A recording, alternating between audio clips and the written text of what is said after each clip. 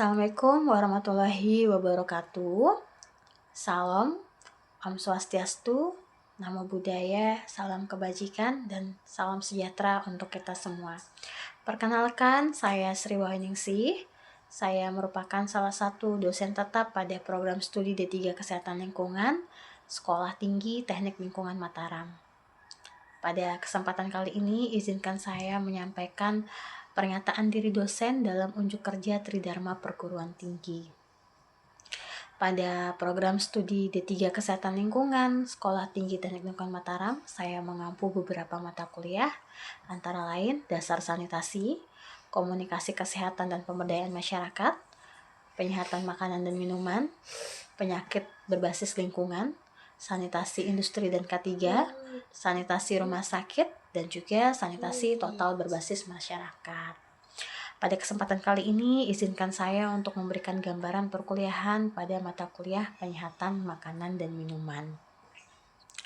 Jadi, mata kuliah Penyihatan Makanan dan Minuman ini merupakan salah satu mata kuliah wajib pada program studi D3 Kesehatan Lingkungan dengan bobot SKS sebanyak 3 SKS dan pelaksanaan perkuliahan dilakukan pada semester ganjil atau pada semester 3.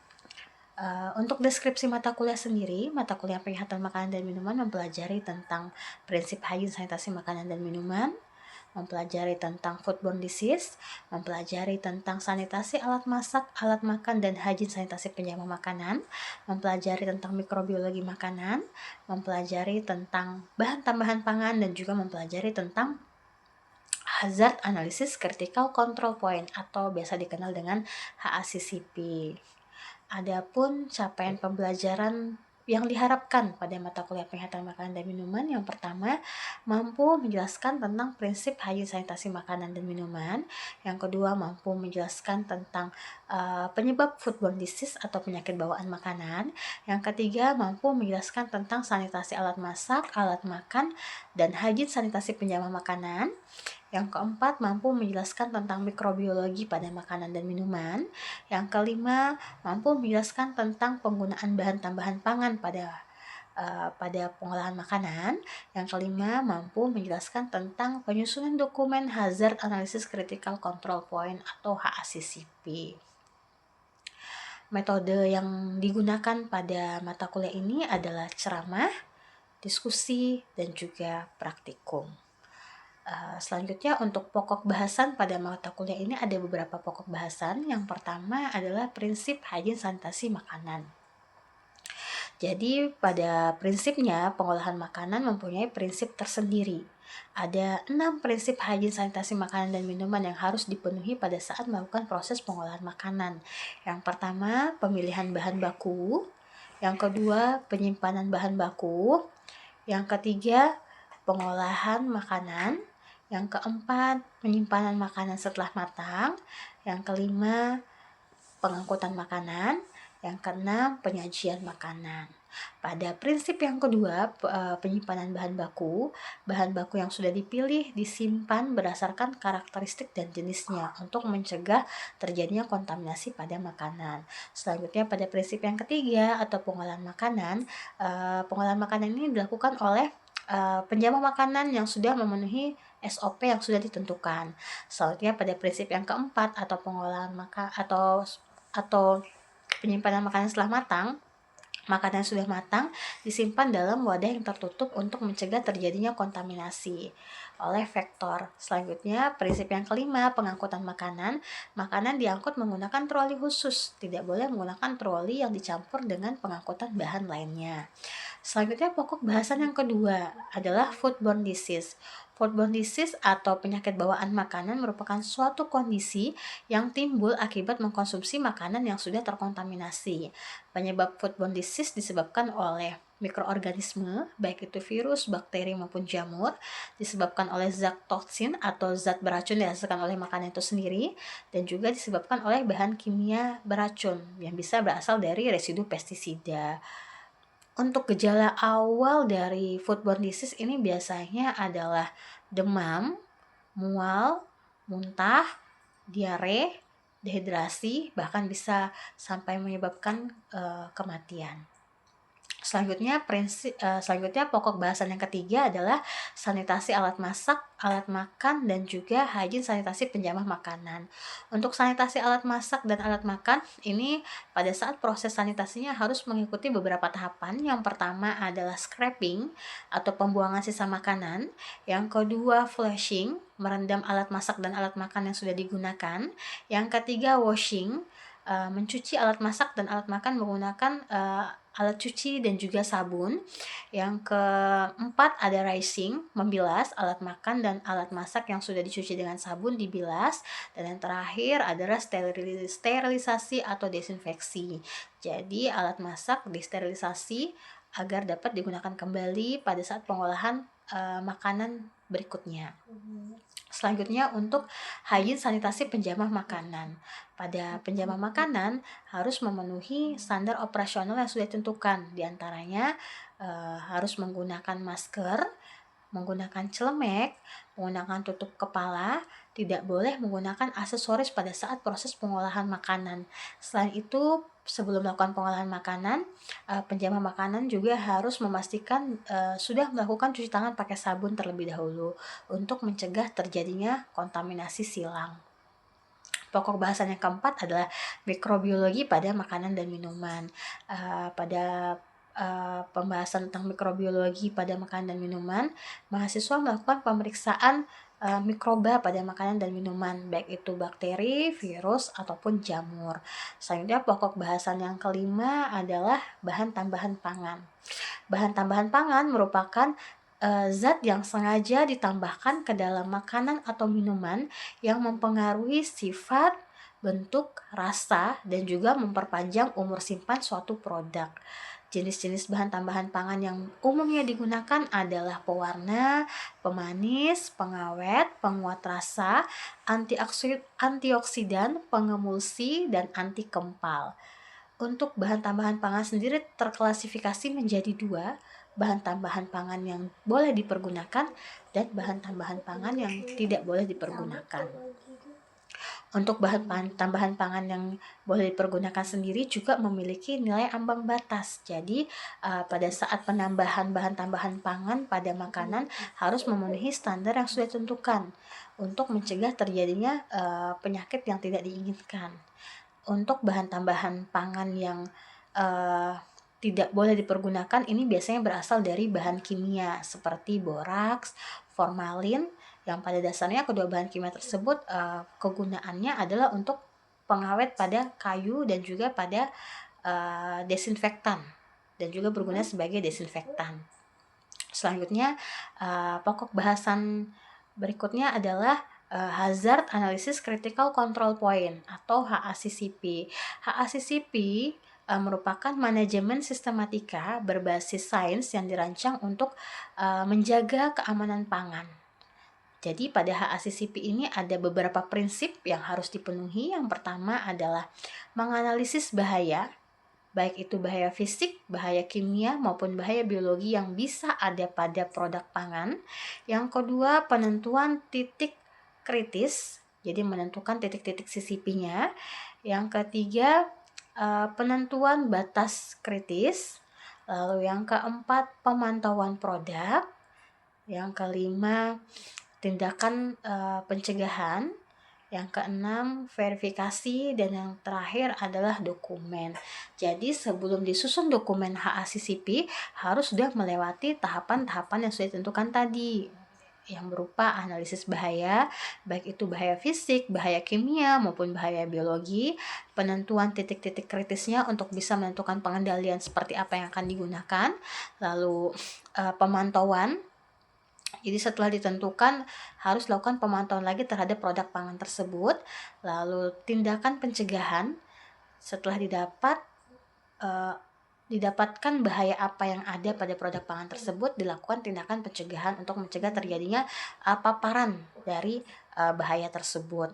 Lalu diverifikasi, setelah diverifikasi barulah dapat disusun sebuah dokumen Hazard Analysis Critical Control Point. Setelah dokumen jadi dan ada, maka produk pangan atau minuman yang sudah memenuhi standar-standar HACCP sudah dikatakan aman dan dapat dikonsumsi oleh masyarakat. Jadi pada dasarnya HACCP ini sangat membantu masyarakat untuk menentukan produk pangan yang akan dikonsumsi dan menjamin bahwa pangan yang akan dikonsumsi itu sudah aman dan dapat dikonsumsi.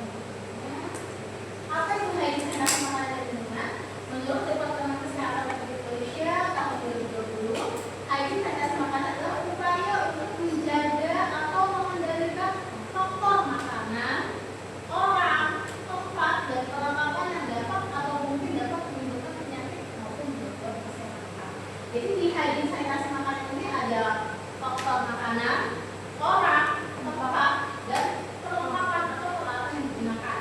Contoh, orangnya siapa?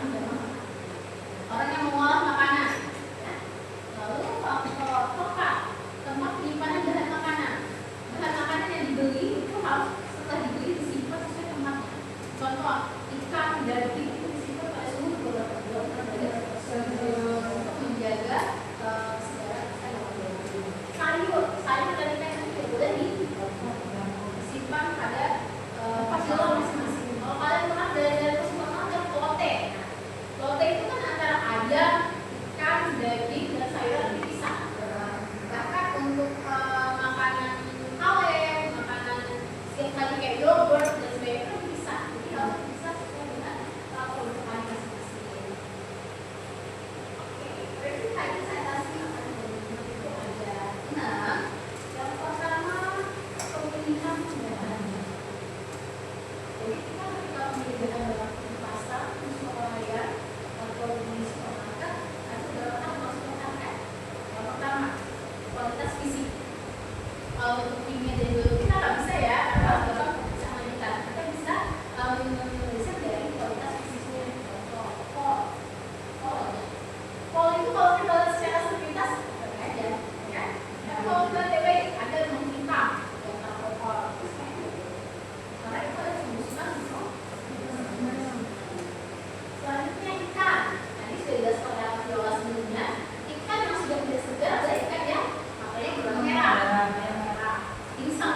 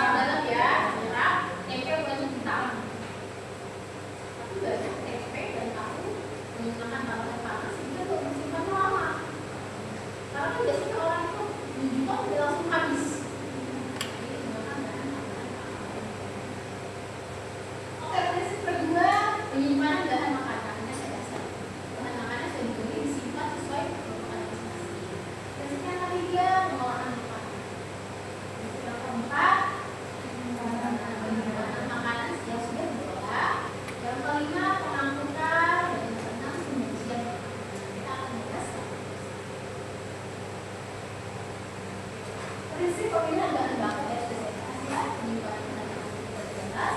Yang ketiga, pengolahan. Kalau yang mengolah makanan disebut penjaga makanan. Jadi nanti kalian saat market day, kalian akan menjadi penjaga makanan. Penjaga makanan itu ada SOP-nya. Yang pertama harus pakai SOP, tidak boleh menggunakan aksesoris, cincin, gelang, gitu. Pakai pakai topi, kayak apa dulu? Tidak kayak kontaminasi silang. Dan sebelum mereka menggunakan makanya harus kita pakai kalau kontaminasi silang itu bukan hanya dari penjaga makanan, bisa juga dari area atau lokasi tempat mengolah makanan. Makanya kenapa saat ini kebetulan kita lagi ada program MBG dan beberapa hari lalu kita sudah dengar di Sumbawa terjadi kasus keracunan makanan. Nah itu kita nggak tahu entah dari proses pengolahannya kah, proses bahan bakunya kah, atau dari penjamannya. Seharusnya kalau dari bahan baku yang tidak fresh itu tidak terlalu menjadi masalah ya, karena bakteri itu bisa mati dengan suhu 100 derajat Celcius. Ya. Otomatis kalau misalnya ada, mohon maaf, ada acis atau ada hal lain dalam bahan baku itu bisa mati. Pasti tidak ya. Selanjutnya dari tempat pengolahan makanan itu harus steril dan terpisah. Tidak boleh pengolahan makanan itu satu tempat dengan tempat penyimpanan makanan, baik itu garam ataupun makanan sudah diolah. Jadi dapur pengolahan itu terpisah. Dan biasanya ada dua, dapur kotor dan dapur bersih. Dapur kotor itu biasa dari proses awal masak, dari motongnya, dari ininya, dari itunya. Nah, kalau dapur bersih itu biasanya sudah mulai dalam tahap penyimpanan makanan. Setelah dari dapur kotor diangkat ke dapur bersih, dimasukkan dalam wadah wadah.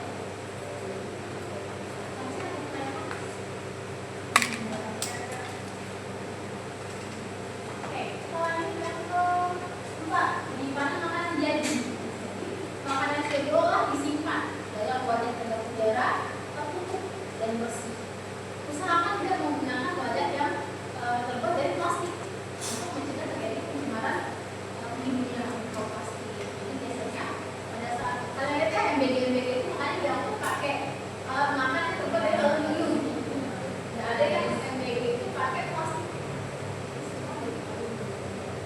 Selanjutnya, pengangkutan makanan. Kalau kita lihat sekarang proses MBG, makanan itu diangkut menggunakan mobil box, ya, mobil box. Ikan, misalnya satu ikan itu ada 5 sampai 10 box, diangkut pakai mobil box. Kenapa harus diangkut pakai mobil box? Itu ini kontaminasi lagi. Kalau diangkut pakai motor, terbuka tanpa box, tahu nggak kendaraan motor itu masukkan gas buangan, gas buangan yang harus bisa masuk ke dalam makanan. Tapi untuk daerah terkecil pengangkutan makanan itu masih menggunakan motor. Cuma dimodifikasi sedemikian rupa, jadi kayak dibuat apa ya? Kayak tempat-tempatnya di belakang lingkungan gitu. Nah, itu aman dari kontaminasi. Selanjutnya penyajian makanan disajikan dalam keadaan bersih. Makanan disajikan dalam keadaan bersih. Di plating sedemikian rupa dan disesuaikan peruntukannya. Kalau kalian pernah pergi ke kondangan-kondangan itu ada catering ya biasanya. Dan catering itu untuk bagian bakso terpisah, bagian minuman terpisah, nasi dan lain-lain terpisah. Terus apa? Mencegah terjadinya kontaminasi dari kontaminasi. Jadi dalam prinsip hadis sanitasi makanan ini adalah untuk mencegah terjadinya kontaminasi supaya makanan agar dapat aman dikonsumsi oleh masyarakat. Jadi nanti setelah makanan sudah memenuhi prinsip ini, apakah sudah dikatakan aman? Belum. Ya, ada proses lanjutan yang namanya HACCP, Hazard Analysis Critical Control Point. Jadi kita akan melihat resiko bahaya yang ditimbulkan dari setiap bahan yang digunakan oleh makanan tersebut. Kita ambil contoh, misal di sekarang lagi musim-musim MBG, kita ambil contoh MBG, MBG. Misal di sekolah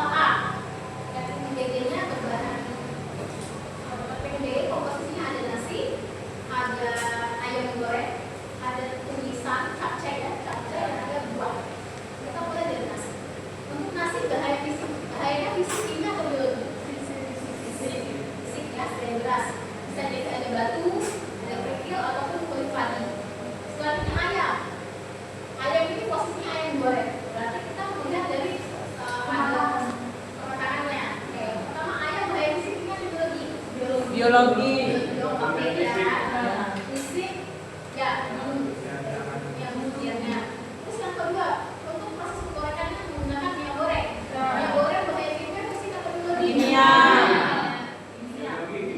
Biologi dan kimia bisa masuk. Apalagi sekarang sedang marak-maraknya pengoplosan. Selanjutnya capcay. Capcay ini terdiri dari beberapa sayuran.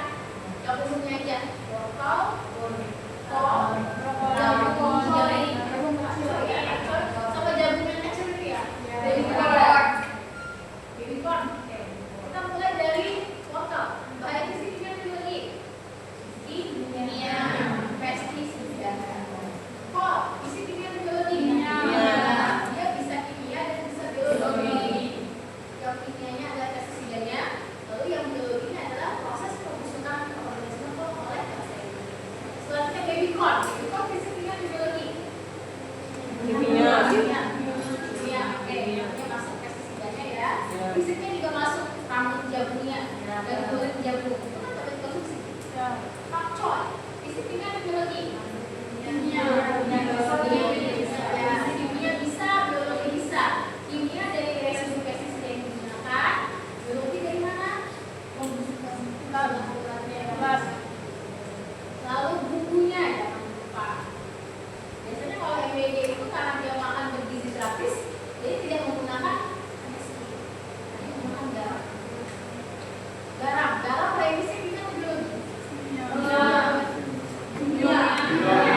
Yang bisa, isi bisa. Kalau yang dia gunakan garam yodium yang sudah di-packing, berarti ada bahaya kimianya. Tapi kalau dia pakai garam yang curah di pasaran, ada bahaya kimia dan isi. Oke, kita lanjut ke menu selanjutnya. Buah bahan fisik kimia ada biologi. Yaitu pestisida.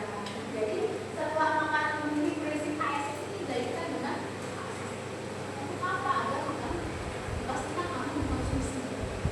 Kayak juga tidak asal menakar ya, ada takaran di sini. Selanjutnya ASF ini biasanya diterapkan oleh industri-industri. Contoh Namada. Namada itu pernah salah satu industri besar yang ada di Lombok.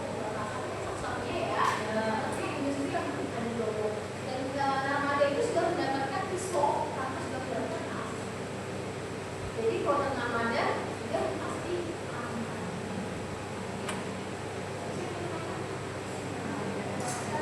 Pintar semua.